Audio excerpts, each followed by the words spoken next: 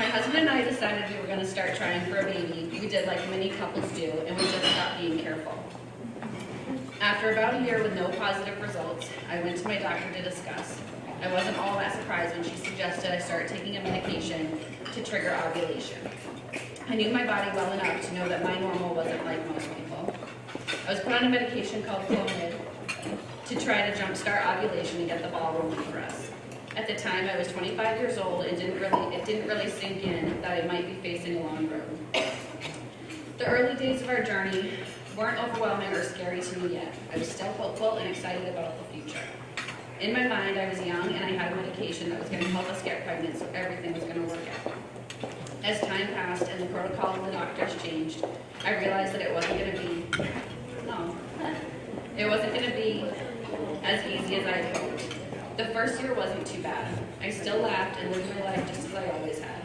I started to understand how demanding fertility treatments can be on your life, but I was making it work. Around the time our second year rolled around, I felt embarrassed. I felt embarrassed, lonely, anxious, angry, and sad. As time passed and the doctor's recommendations for treatment became more invasive, the needle sticks started, the ultrasound monitoring became more frequent, and the pregnancy test kept coming back negative. I started to lose who I was to the process. I didn't know anyone else going through anything like this, and I felt ashamed and different. Sharing what I was going through with many people was tough because being pitied and the comments that were meant to be helpful became frustrating after a while. The last thing you want to hear when you're putting your mind, body, and soul through something so tough is, it'll happen when it's meant to happen, or it's just not your time yet. I would feel uncomfortable when somebody who couldn't relate at all would start fidgeting when hearing about what we were going through. Oftentimes, as soon as the infertility topic came up, it was a quick conversation killer. I tried my very best to follow the steps the way I should during the cycle. I took the medication on time down to the very minute. I worked out, but not too much. I ate healthy, but I also tried not to stress over everything I ate. It is draining trying to do everything right. I felt as if I controlled the outcome based on how perfectly I followed the steps, and that my full attention and effort would make or break the cycle. I have since learned that we have very little control in this world, and I wish that I could go back in time and tell me from 5 years ago to try to let some of the pressure go. The scars on my heart from the really tough parts of our journey with infertility will probably always be there, but that's okay. If it wasn't for the events that caused the scars, I also would never have experienced some of the most amazing moments and emotions of my life.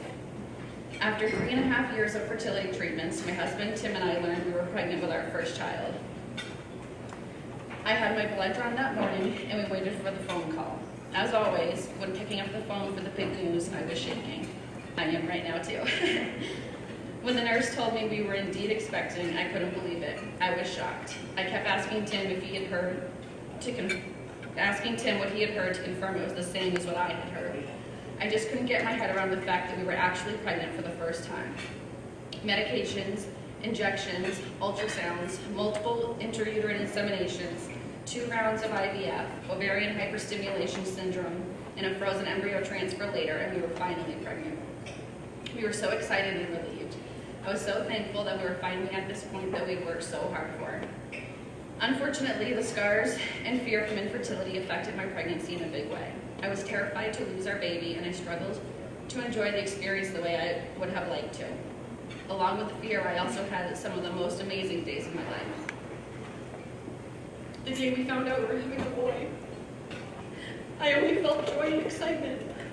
It was a day that gave me a quick reprieve from the constant worry that was always muddying my excitement. On October 18th, 2013, at 11:44 p.m., I gave birth via C-section to our 6-pound, 12.5-ounce beautiful blue-eyed baby boy.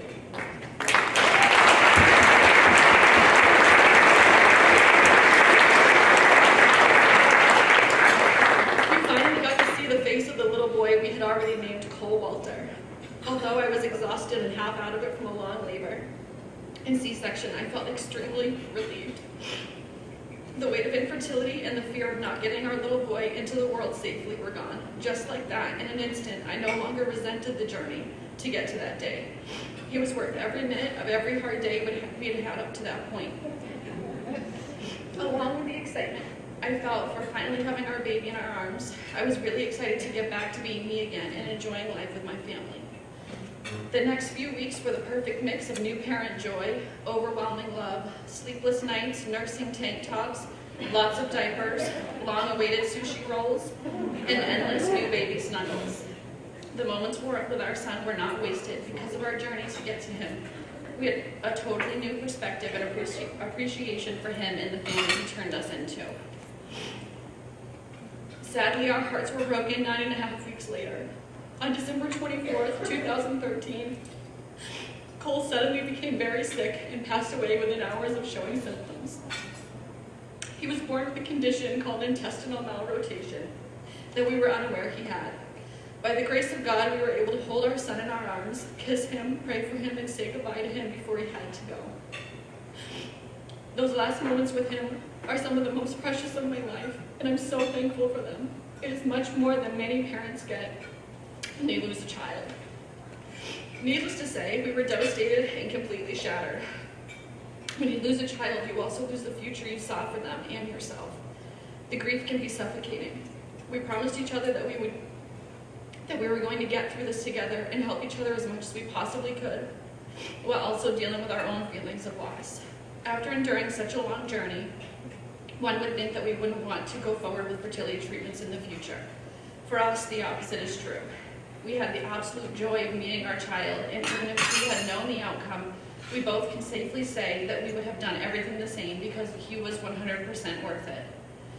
Cole's sweet smile and the joy we felt from hearing him giggle the first time the night before he passed away were enough to make us want to go through whatever was in store for us for the chance to experience parenthood again. The following February, I'm a mess. The following February, I was laying in bed one night trying to sleep. I laid there in the dark and prayed to God for hope. We just needed something to give us hope that we wouldn't be in this much pain forever. I came across the announcement for the first annual Celebration of Hope the next morning. I had never heard of AGC, and I had no connection with anyone who was affiliated. I just stumbled across the post online from MC Maternity, which I think is actually Mary, through a mutual friend.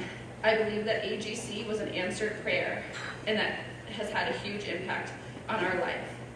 Without ever talking to or hearing from us, AGC had already accomplished what they had set out to do. They gave us hope.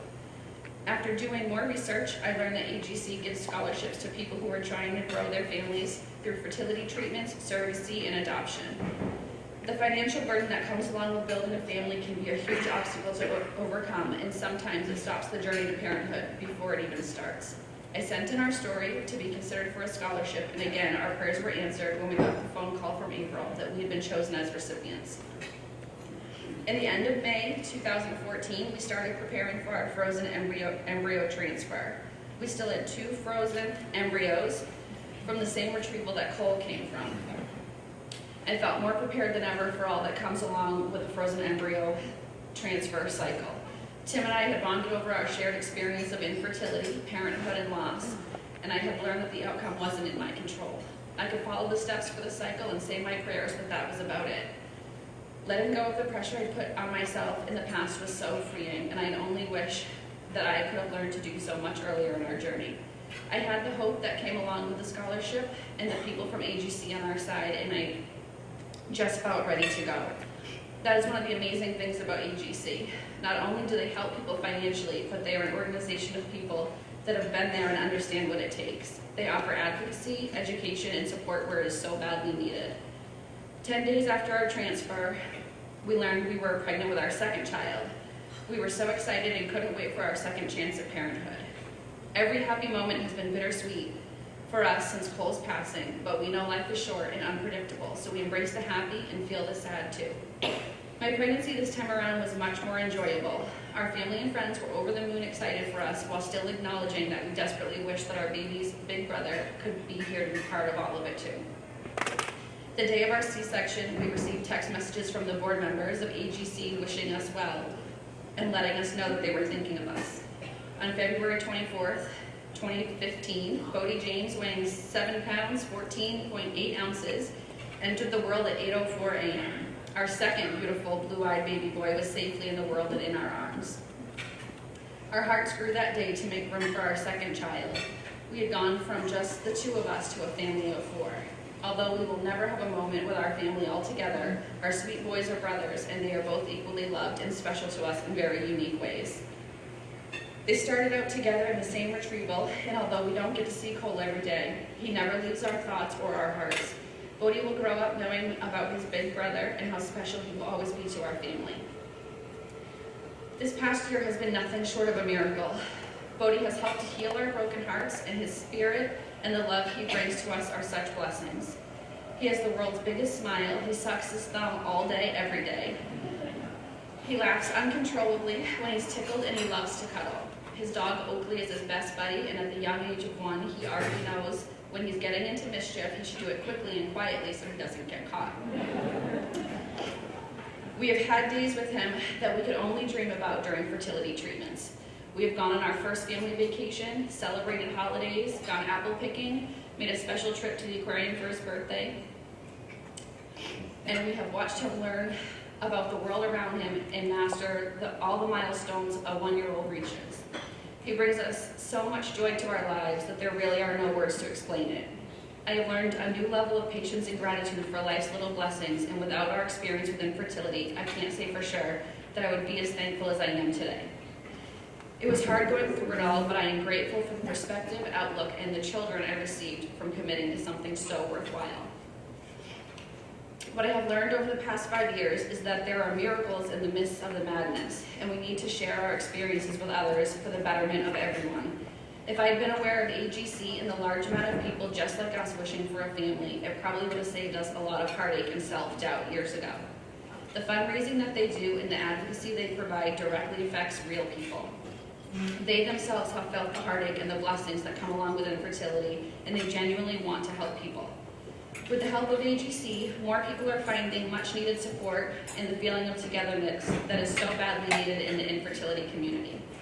They give people a voice and remind us that we are not alone in this journey. The work they do is selfless and so important. Finding AGC was one of the first of many miracles for us, and with their help we were able to grow our family and to start to heal the scars from a really tough few years. We will never be able to fully show our gratitude and love for this organization. We will forever be AGC supporters and cheer them on as they help others feel like they are part of a group of people who are strong enough to achieve their dreams. Thank you to everyone who has donated, volunteered, and attended events like this amazing gala tonight. Your support for AGC has changed our lives, along with many other recipients and their families. By supporting AGC, you are supporting us, the people who need to be shown a little extra love while working so hard to achieve their dream of having a family.